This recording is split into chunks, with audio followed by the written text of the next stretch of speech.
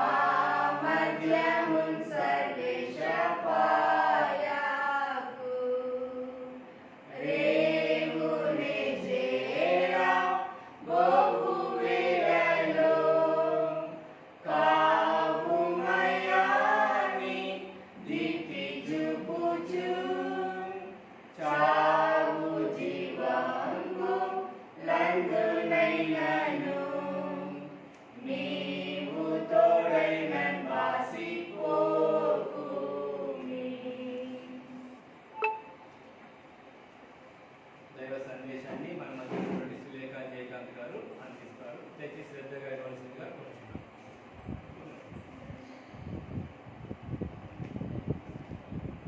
క్రీస్తునందు ప్రియమైనటువంటి మా వీక్షకులందరికీ కూడా ప్రభు అయిన యేసుక్రీస్తు నామమున మా ప్రత్యేకమైన వందనాలు తెలియజేస్తున్నాను. సాయంకాల సమయమున దేవుడు మనతో మాట్లాడాలనుకుంటున్నటువంటి ఈ వాక్య భాగము యాకోబు రాసిన పత్రిక మొదటి అధ్యాయము 19వ వచనాన్ని మన మధ్యలో ఉన్నటువంటి శామ్యూల్ జెసన్ చదివి వినిపిస్తాడు. యాకోబు రాసిన పత్రిక మొదటి అధ్యాయం 19వ వచనం చదువుకుంటాము. నా ప్రియ సహోదరులారా, మీరు ఈ సంగతి ఎరుగుదు కనుక ప్రతి మనుషుడు వినుటకు వేదిక పడువాడు, మాట్లాడేటకు నిదానించువాడును, కోపించుటకు నిదానించువాడని ఉండేవాడు. వాక్యం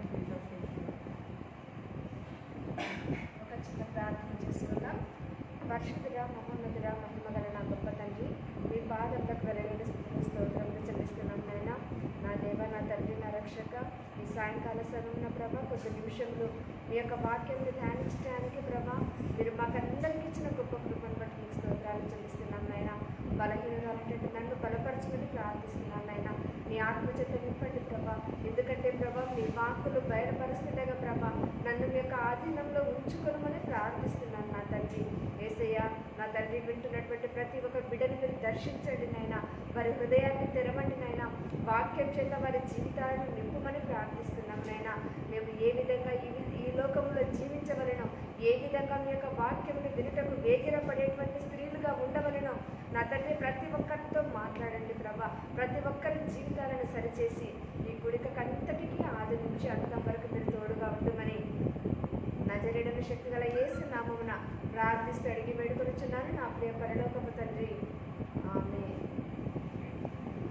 క్రీస్తునందు ప్రియమైన వాళ్ళారా, ఈరోజు మనము నేర్చుకోబోతున్నటువంటి అంశం ఏంటంటే, విశ్వాసులు ఎవరైతే యేసయ్య యొక్క రక్తంలో కడగబడి ఆయన యొక్క బిడ్డలుగా పేరుకుంటున్నారో వారందరూ కూడా ఏ విధంగా జీవించాలో యాకోబు భక్తుడు ఇక్కడ తెలియజేస్తున్నాడు. ఆయన ఏమంటున్నాడంటే, నా ప్రియ సహోదరులారా, మీరు ఈ సంగతి ఎరుగుదురు గనుక ప్రతి మనుష్యుడు వినుటకు వేగిరపడువాడుగా ఉండాలి. అయితే వాక్యం చెప్తుంది ఏం వినాలి మనం. వినటం వల్ల మన జీవితంలో కలిగేటువంటి గొప్ప ఆశీర్వాదాలు అనేవి ఎలా ఉంటాయి అనేటువంటి విషయాన్ని మనము జ్ఞాపకం చేసుకుంటే, ఈరోజు మనం ఒక స్త్రీని గమనిస్తాం. ఆమె తన జీవితంలో వాక్యం అనేది వినింది. ఆ వాక్యం అనేది ఏ విధంగా పనిచేసింది, వాక్యం అనేది ఆమె జీవితాన్ని ఏ విధంగా మార్చింది అనేటువంటి విషయాన్ని మనం ఈరోజు ఒక స్త్రీ జీవితం ద్వారా నేర్చుకుందాం. ఎందుకంటే వాక్యం అనేది చాలా శక్తివంతమైనది. నిజంగా మనము ఎప్పుడైతే వాక్యాన్ని మనస్ఫూర్తిగా వింటామో, ఎప్పుడైతే వాక్యాన్ని మనము మన హృదయంలోనికి ఆహ్వానిస్తామో, వాక్యం అనేది చాలా చక్కగా ఫలించే విధంగా ఉంటుంది ప్రియమైన వాళ్ళారా. ఎందుకంటే మనము లూకాసు వార్తలో మనము గమనిస్తాం కదా, లూకాసు వార్తలో మనం గమనించినట్లయితే వాక్యమును చక్కగా విని శ్రద్ధగా వినే వాళ్ళలో ఎలా ఉంటుందంటే, మంచి మనసుతో ఎవరైతే వాక్యం వింటారో వారు ఫలిస్తారు అని వాక్యం సెలవిస్తుంది. ఈరోజు మన జీవితాన్ని పరిశీలించుకుంటే ఆత్మీయంగా మనం ఫలిస్తున్నామా? ఎప్పుడైతే మనము క్రీస్తు రక్తంలో కడగబడినప్పటి నుంచి ఇంతవరకు మన యొక్క ఆత్మీయ జీవితాన్ని ఒక్కసారి జ్ఞాపకం చేసుకుంటే మన జీవితాలు ఫలిస్తున్నాయా లేదా అనేటువంటి విషయాన్ని మనము జ్ఞాపకం చేసుకోవాలి. నిజంగా మనము వాక్యాన్ని చక్కగా వింటున్నాము అంటే తప్పకుండా మనము ఫలించే వారంగా ఉంటాము. అయితే ఈరోజు జ్ఞాపకం చేసుకుందాం, మన జీవితాలు ఎలా ఉన్నాయి, మన జీవితాలు ఫలించాయా లేదా అనేటువంటి విషయాన్ని ఈ స్త్రీ ద్వారా నేర్చుకుందాం. ఎవరు ఈ స్త్రీ అంటే, అపోస్తల కార్యములు 17వ అధ్యాయము 34వ వచనంలో గమనించినట్లయితే ఇక్కడ ఒక స్త్రీ ఉంది. ఆమె పేరు దమరి. ఆమె పేరు దమరి. అయితే ఈ దమరి గురించి మనము ఆలోచించడానికి ముందు అసలు ఏం జరిగింది, ఆమె ఏ విధంగా రక్షణ పొందింది, ఏ విధంగా వాక్యాన్ని విని తన జీవితం అంతా కూడా రక్షణ మార్గంలోనికి నడిపించబడింది అనేటువంటి విషయాలను మనము జ్ఞాపకం చేసుకున్నట్లయితే, పౌలు ఒకసారి సువార్త పరిచర్యలో భాగంగా ఏథెన్సు అనేటువంటి నగరానికి వచ్చారు. ఏథెన్సు నగరానికి వచ్చినప్పుడు నిజంగా ఆయన అక్కడ ఒక విషయాన్ని బాగా గమనించినప్పుడు ఆయనకు అగుపడింది ఏంటంటే, ఆ ఏథెన్సు పట్టణం అనేది నిజానికి చాలా ఘనులు ఉన్నటువంటి స్థలము, చాలా గొప్పవారు, ధనవంతులు, జ్ఞానవంతులు ఉండేటువంటి స్థలము. కానీ పౌలు గారికి ఆశ్చర్యపరిచినటువంటి విషయం ఏంటంటే, ఆ పట్టణం అంతా కూడా విగ్రహములతో నిండి ఉంది. అనేకమైనటువంటి రకరకాల విగ్రహాలను వారు పూజిస్తున్నారు, ఆరాధిస్తున్నారు. ఎప్పుడైతే విగ్రహాలతో కూడినటువంటి ఆ పట్టణాన్ని చూశాడో పౌలు గారికి నిజంగా చాలా బాధ అనిపించింది. ఎందుకంటే ఆ పట్టణంలో అనేక మంది చదువుకున్న వాళ్ళు ఉన్నారు, ఆ పట్టణంలో అనేక మంది ధనవంతులు ఉన్నారు, ఆ పట్టణంలో అనేక మంది గొప్పవారు జీవిస్తున్నారు. కానీ వారందరూ కూడా ఏం చేస్తున్నారో తెలుసా? తెలియని దేవతలకు, అన్య దేవతలకు వాళ్ళు ఏం చేస్తున్నారంటే ఆరాధిస్తున్నారు, పూజలు చేస్తున్నారు. ఆ విషయాన్ని పౌలు గారు గమనించి ఏం చేస్తున్నారంటే ఏథెన్సు ప్రజలతో మాట్లాడడము ప్రారంభించాడు. ఆయన ఏథెన్సు ప్రజలతో మాట్లాడుతున్నాడు, అయ్యో ప్రజలారా, ఈ నిజానికి వీళ్ళంతా కూడా దేవతలు కాదు, మీకందరికీ కూడా తెలియనటువంటి ఒక విషయాన్ని చెప్తాను అని యేసుక్రీస్తు గురించి ఎప్పుడైతే ఆయన బోధించడం ప్రారంభించాడో అందులో కొంతమంది ఏమన్నారంటే, అయ్యా మా ఊర్లో అరియొపెగు అనేటువంటి ఒక సభ అనేది జరుగుతుంది. ఆ సభలో అనేక మంది చదువుకున్న వాళ్ళు, గొప్ప వాళ్ళు వస్తారు. ఎందుకంటే వాళ్ళకు కొత్త విషయాలు వినడం అంటే చాలా ఆసక్తి. వాళ్ళు క్రొత్త విషయాలను నేర్చుకోవాలంటే చాలా ఆసక్తి. ఆ సభకు వచ్చి నీవు నీ దేవుని గురించి సాక్ష్యం అన్నప్పుడు అప్పుడు పౌలు గారు ఏం చేస్తున్నారంటే ఆ సభకు వచ్చారు, అరేయోపగు అనేటువంటి సభకు. అక్కడ ఆయన ప్రసంగిస్తూ ఏం చేస్తున్నాడంటే యేసుక్రీస్తు గురించి, ఆయన ఈ లోకానికి ఏ విధంగా వచ్చారు, ఎందుకు వచ్చారు, మన పాపాలను ఏ విధంగా ఆయన తన రక్తం ద్వారా విమోచించాడు, ఆయన ఏ విధంగా చనిపోయాడు మన కోసం, మరలా పునరుత్థానుడై ఏ విధంగా వెళ్ళిపోయాడు, మరలా రెండవ రాకడలో ఏ విధంగా రాబోతున్నాడు అనేటువంటి విషయాలను చెప్తున్నప్పుడు గమనించండి, ఇక్కడ ప్రజలు ఎలా ఉన్నారు అంటే కొందరు అపహాస్యం చేశారు, కొందరేమో మరలా చూస్తాంలే అని వాళ్ళు ఏం చేశారంటే నిర్లక్ష్యమైనటువంటి ధోరణితో వెళ్ళిపోయారు. మూడవదిగా కొంతమంది మాత్రమే ఆ యొక్క వాక్యాన్ని విని విశ్వసించారు. ఇదంతా కూడా మనం ఎందుకు గుర్తు చేసుకోవాల్సి వచ్చిందంటే ఈ మూడవ గుంపు ఎవరైతే అపోస్తలుడైనటువంటి పౌలు గారు చెప్పినటువంటి వాక్యాన్ని విని విశ్వసించారో ఆ సభలో ఉన్నటువంటి ఆ గుంపులో మన దమరి అనేటువంటి ఒక స్త్రీ ఉంది. ప్రియమైన వాళ్ళారా, గమనించండి, వాక్యం అనేదైతే అక్కడ అనేక మందికి ప్రకటించబడింది, కానీ విశ్వసించిన వారు చాలా కొద్ది మంది ఉన్నారు. ఆ కొద్ది మందిలో ఈ దమరి అనేటువంటి స్త్రీ కూడా ఉంది.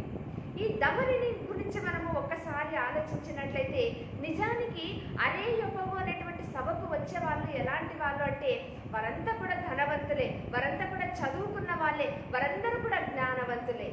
అంటే మన దమరి కూడా, అంటే మనము ఏ స్త్రీ గురించి అయితే నేర్చుకోబోతున్నామో ఆ దమరి కూడా జ్ఞానవంతురాలే, ఆ దమరి కూడా చాలా సంపన్నమైనటువంటి కుటుంబానికి చెందినటువంటి స్త్రీగా మనము పరిగణనలోకి తీసుకొనవచ్చు. అయితే గమనించండి, ఆమె ఎప్పుడైతే క్రొత్త విషయాన్ని నేర్చుకోవాలని ఆ అరేయోపగు అనేటువంటి సభకు వచ్చిందో నిజంగా ఆమె జీవితమే మార్చబడింది. వాక్యాన్ని ఆమె ఏం చేసిందో తెలుసా, స్వీకరించింది. వాక్యాన్ని వినడానికి ఆమె వేగిరపడి ఏం చేసిందంటే ఆ సభలో చాలా ఆసక్తిగా పౌలు చెప్పినటువంటి ప్రతి మాటను కూడా ఆమె వినింది. ప్రియమైన వాళ్ళారా, ఈరోజు ఆమెలో ఉన్నటువంటి ఈ లక్షణాన్ని బట్టి మనము కూడా నేర్చుకోవాల్సింది ఏంటంటే వాక్యం అనేక మందికి ప్రకటించబడుతుంది, కానీ విని విశ్వసిస్తున్నది ఎంతమంది? వాక్యాన్ని మనం ఏం చేస్తున్నామంటే, ఎలా వింటున్నామంటే కొంతమంది వ్యక్తులు చెప్తేనే మనము వాక్యాన్ని వింటున్నాం, కానీ వాక్యం అనేది ఎప్పుడైతే మన దగ్గరకు వస్తుందో ఈ దమరిలాగా మనం ఏం చేయాలంటే ఆసక్తిగా వినాలి. ఈ రోజుల్లో మనకు వాక్యం అనేది వినడానికి చాలామందికి ఆసక్తి లేదు. వాక్యాన్ని స్వీకరించేటువంటి హృదయం అనేది వారు సంసిద్ధంగా లేరు. ప్రియమైన వాళ్ళరా, అయితే తిమోతిలకు రాసిన పత్రికలు అపోస్తలుడైన పౌలు అంటారు కదా, స్త్రీలు ప్రతి ఒక్కరు కూడా ఎలా ఉండాలంటే అణుకువతో ఉండాలి. వారందరూ కూడా ఎలా ఉండాలి అంటే దేవుని వాక్యంలో ప్రతిరోజు కూడా ఎదిగే వారుగా ఉండాలని కొన్ని లక్షణాల ద్వారా పౌలు గారు తిమోతికి చెప్తారు. ఈ రోజుల్లో నిజంగా స్త్రీలమైనటువంటి మనకందరికీ కూడా ఈ లక్షణం ఉందంటారా? వాక్యం అనేది వినడానికి ఎలా ఉండాలంటే వేగిరపడాలి. నిజానికి ఆమెకి ఏం తక్కువండి? ఆమెకు మంచి చదువు ఉంది, మంచి జ్ఞానం ఉంది, మంచి సంపన్న కుటుంబం నుంచి వచ్చింది. కానీ ఎప్పుడైతే యేసు ప్రభువు గురించి ఆమె వాక్యం వినిందో ఆమె జీవితమే మార్చబడింది. గమనించండి, ఒకటే వాక్యం, ఒకటే మాటలు పౌలు గారి ద్వారా, కానీ కొందరు ఏం చేశారు? అపహాస్యం చేసినారు, కొందరేమో నిర్లక్ష్యం చేశారు. కానీ దమరి లాంటి కొంతమంది వ్యక్తులు మాత్రం వాక్యాన్ని విని విశ్వసించారు. వాక్యం అనేది మన జీవితంలోనికి వచ్చినప్పుడు దమరి అయితే అన్యురాలు, ఆమెకు ఏ దేవుడు నిజమైన దేవుడు అనేది తెలియదు. ఆమె కూడా ఏథెన్సు పట్టణంలో ఉంది కాబట్టి ఆమె కూడా విగ్రహారాధన చేస్తున్నటువంటి వ్యక్తుల్లో ఒకరు. కానీ ఎప్పుడైతే నిజ దేవుణ్ణి కనుక్కునిందో వెంటనే ఆమెలో విశ్వాసం అనేది ప్రారంభమైంది. ఈరోజు మనము ఎన్నో సంవత్సరాల నుంచి వాక్యాన్ని వింటున్నాం కదా, మనము మన దేవుని పట్ల విశ్వాసాన్ని కలిగి ఉన్నామా? దేవుని యొక్క వాక్యాన్ని వినడానికి మనం వేగిరపడి ఆయన సన్నిధికి వస్తున్నామా? ఒక్కసారి మన జీవితాలను పరిశీలించుకోవాలి. ప్రియమైన వాళ్ళారా, ఈ రోజుల్లో మనకు కూడా చదువు ఉండొచ్చు, ఉండొచ్చు, మనకు కూడా డబ్బు ఉండొచ్చు, మనం కూడా గొప్ప కుటుంబంలో నుంచి వచ్చిన వాళ్ళమై ఉండొచ్చు. కానీ వాక్యం అనేది మన జీవితంలో ఫలించకపోతే మన జీవితాలు వ్యర్థమే. గమనించారా? ఎప్పుడైతే మన జీవితాలు వాక్యాన్ని వినడానికి వేగిరంగా ఉంటామో అప్పుడు మన జీవితాలలో మార్పు అనేది కలుగుతుంది ప్రియమైన వాళ్ళారా. ఇక రెండవదిగా, ఎప్పుడైతే ఆమె వాక్యాన్ని వినిందో ఆమె జీవితంలో పరిశుద్ధాత్మ దేవుడు పనిచేయడం ప్రారంభించాడు. ఎందుకంటే మనము రోమిలకు రాసిన పత్రిక 10వ అధ్యాయం 17వ వచనంలో ఏముంది? వినుట వలన విశ్వాసము కలుగును, వినుట క్రీస్తును కూర్చిన మాట వలన కలుగును. కాబట్టి ఎప్పుడైతే యేసయ్యను గురించినటువంటి మాటలలో ఆమె వినడం ప్రారంభించిందో ఆమెలో విశ్వాసం అనేది పెరుగుతూ వచ్చింది. మొదటిగా ఆమె వాక్యాన్ని వినడానికి ఆసక్తిగా అక్కడ వచ్చింది. ఎప్పుడైతే నిజ దేవుణ్ణి ఆమె జీవితంలో కనుక్కునిందో ఆమెలో విశ్వాసం అనేది పెరగడం ప్రారంభించింది. ఆమె జీవితంలో మొదటి బ్లెస్సింగ్ ఏంటంటే ఆమె జీవితంలో ఫలింపు అనేది ప్రారంభమైంది. ప్రియమైన వాళ్ళారా, వాక్యంలో ఫలించడం ప్రారంభించింది, విశ్వాసంలో కూడా ఫలించడం ప్రారంభించింది. ఈ రోజుల్లో మనం గమనించండి, ఆమె జీవితంలో కలిగినటువంటి ఆ ఫస్ట్ బ్లెస్సింగ్ ఫలించడం అనేది మన జీవితాలలో కూడా ఉండాలి. మన జీవితాలు అలా ఉన్నాయా? రెండవదిగా యోహాను రాసిన పత్రిక 5వ అధ్యాయము 24వ వచనాన్ని గమనించినట్లయితే, యోహాను రాసిన పత్రిక 5వ అధ్యాయం 24వ వచనాన్ని గమనించినట్లయితే, నా మాట విని నన్ను పంపిన వాని యందు విశ్వాసం ఉంచువాడు నిత్య జీవము గలవాడు, వాడు తీర్పులోనికి రాక మరణంలో నుండి జీవములోనికి దాటి ఉన్నాడని మీతో నిశ్చయముగా చెప్పుచున్నాను. గమనించారా? ఆమె ఎప్పుడైతే వాక్యాన్ని తన జీవితంలోనికి ఆహ్వానించిందో, ఎప్పుడైతే వాక్యాన్ని యేసయ్యను తన జీవితంలోనికి తన హృదయంలోనికి ఆహ్వానించిందో దేవుడు ఆమె జీవితంలో ఆశీర్వాదముల చేత నింపుతున్నాడు. ఆమె జీవితంలో విశ్వాస జీవితంలో ఫలించడం ఆమె ప్రారంభించింది. ఎందుకంటే వాక్యాన్ని ఆమె ఆసక్తిగా వింటుంది. నిజంగా మనము కూడా వాక్యాన్ని ఆసక్తిగా వింటే, మనము కూడా వాక్యాన్ని వినడానికి వేగిరపడే వారిగా ఉంటే తప్పకుండా మనము కూడా విశ్వాసంలో ఫలిస్తాం. రెండవ బ్లెస్సింగ్ ఏంటంటే, ఎవరైతే ఆయన మాటను వింటారో, ఎవరైతే ఆయన వాక్యాన్ని వింటారో వారికి దేవుడిచ్చేటువంటి సెకండ్ బ్లెస్సింగ్ ఏంటంటే, తప్పకుండా వాడు నిత్య జీవము గలవాడు.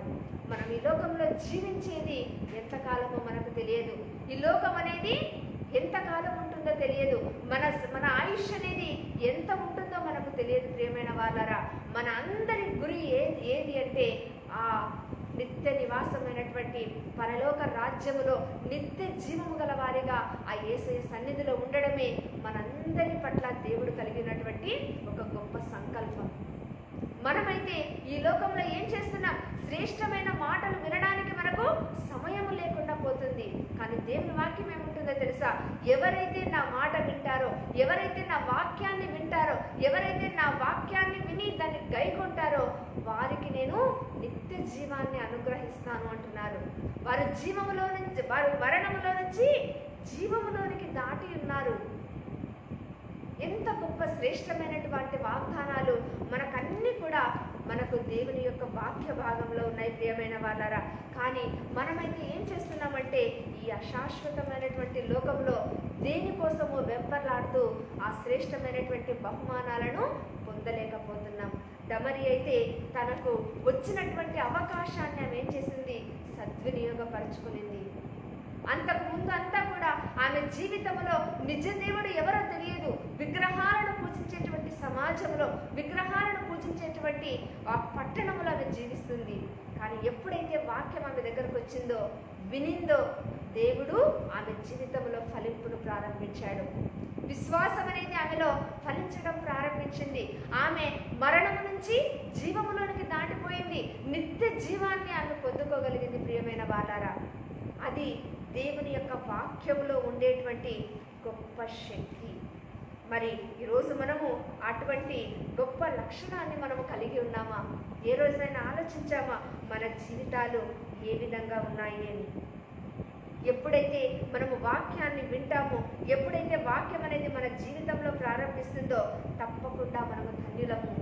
ఎందుకంటే లూకా సువార్త 11వ అధ్యాయము 27-28 గల వచనాలను గమనించినట్లయితే ఇక్కడ యేసు ప్రభు వారు వాక్యాన్ని చెప్తున్నారు, బోధిస్తున్నారు.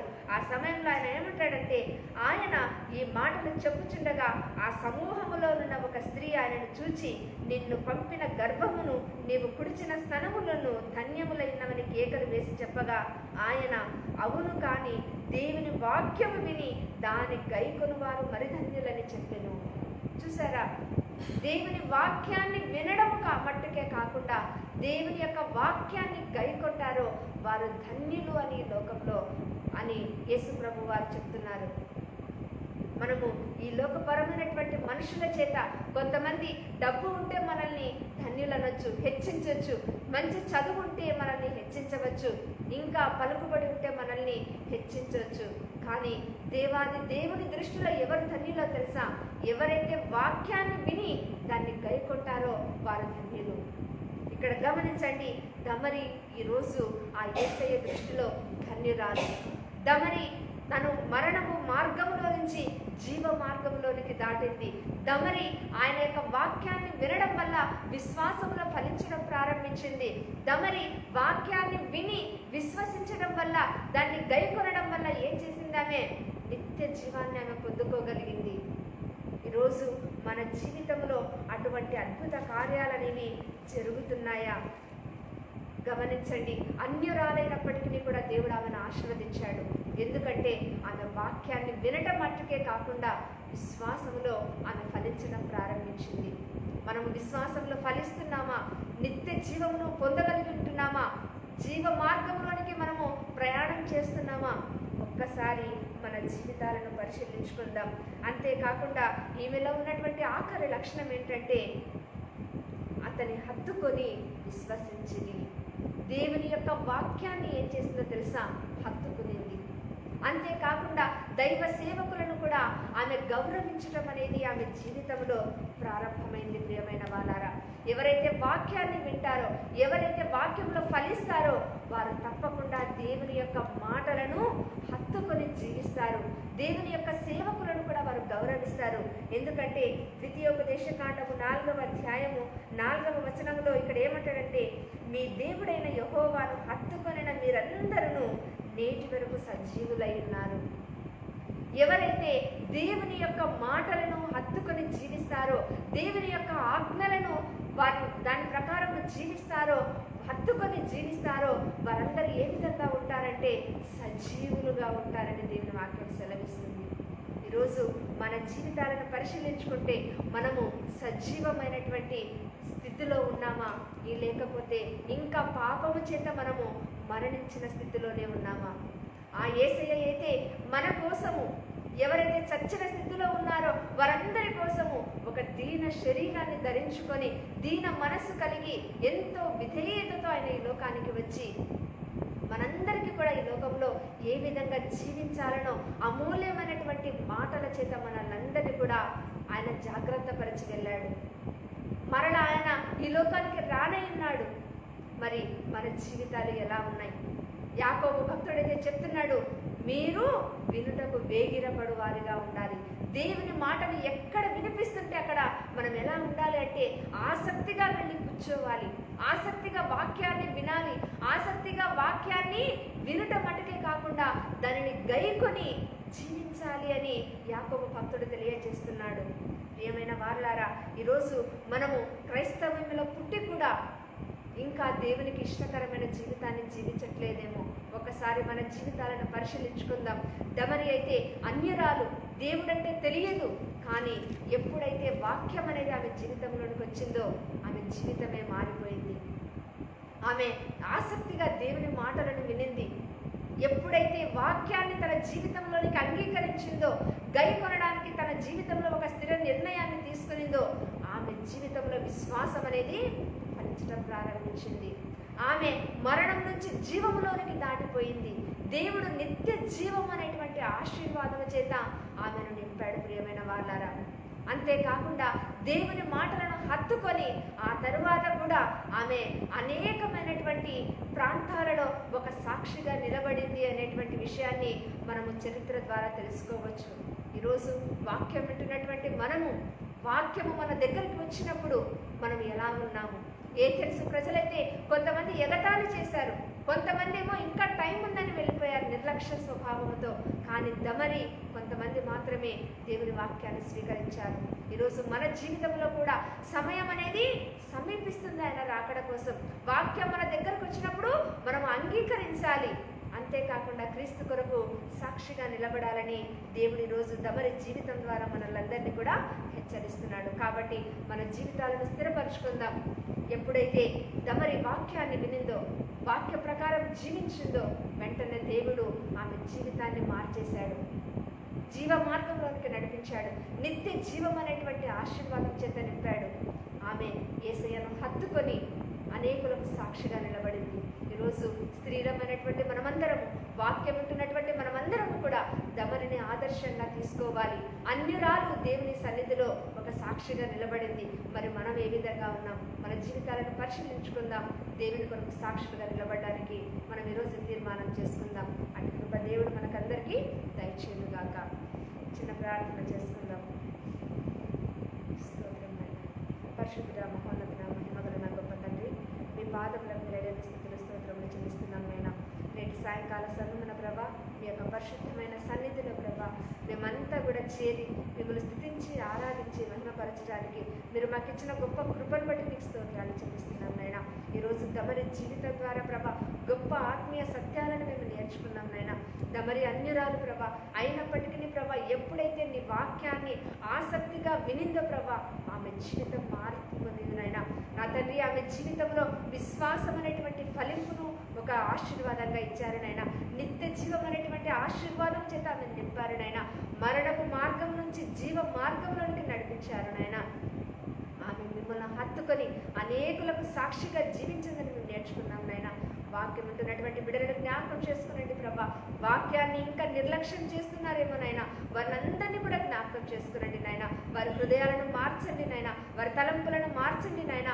దమరి వలె ప్రభా మీకు సాక్షిగా ఈ లోకంలో జీవించుటకు సహాయం చేయమని మేమందరం కూడా ఎల్లప్పుడూ వినుటకు వేగిరపడేటువంటి బిడ్డలుగా ఉంటూ మీకు మహిమకరంగా మా జీవితాలు ఉంటున్నట్లు బలపరచమని నజరేయుడైన శక్తిగల యేసు నామమున ప్రార్థిస్తూ అడిగి వేడుకొనుచున్నాను నా ప్రియ పరలోకపు తండ్రి, ఆమేన్. ఆశీర్వాదం తీసుకుందాం.